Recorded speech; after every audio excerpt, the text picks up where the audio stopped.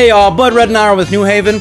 We looked at 3 observations taken from 1 Samuel, primarily chapter 16, verse 7. And so now I want to look at 2 Samuel, the overall book. We'll glean 3 observations taken from that. Now, generally speaking, 2 Samuel deals primarily with David, who is considered to be a type of Christ. And we can take a look at a few of the characteristics and see how they point us to and describe Jesus, as well as a few of the characteristics of God himself. So grab that modern day scroll and let's get started.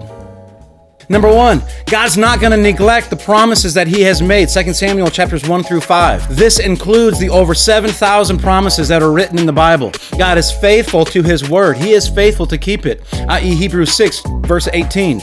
It is impossible for God to lie. So let's look here in 2 Samuel. David is anointed king at the age of 15, but he wouldn't actually ascend to the throne until he was 30. So David was not only waiting for the throne this whole time, he was relying on the promises that God had given to him. And we could do a whole study about the size of faith that David had to exercise this entire time while Saul was trying to kill him. So God promised you this or that. Look, God is faithful to keep his promises in his own time. And number 2, remember that we are not mere guests, but we are God's family.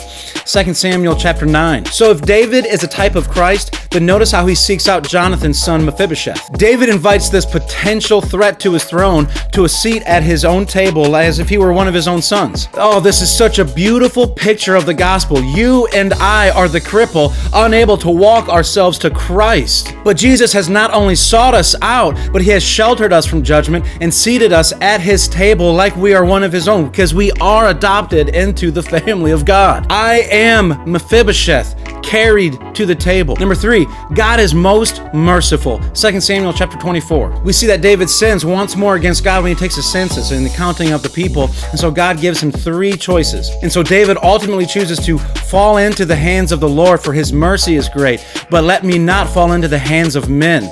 Verses 13 and 14 of chapter 24. So y'all, you and I are going to screw up. We need to follow our Father's example and practice mercy. And he is good. No one is more merciful than our God. So look, be encouraged, because God's not going to forget about the promises that he has made, and have confidence that we are not mere guests in God's household, but we are family. And as we all need forgiveness, no one is going to be more merciful than the God whom we serve. For more information, you can reach us at newhavenbc.com, facebook.com/newhavenbc. And for more videos like this or our Sunday services, check us out on YouTube.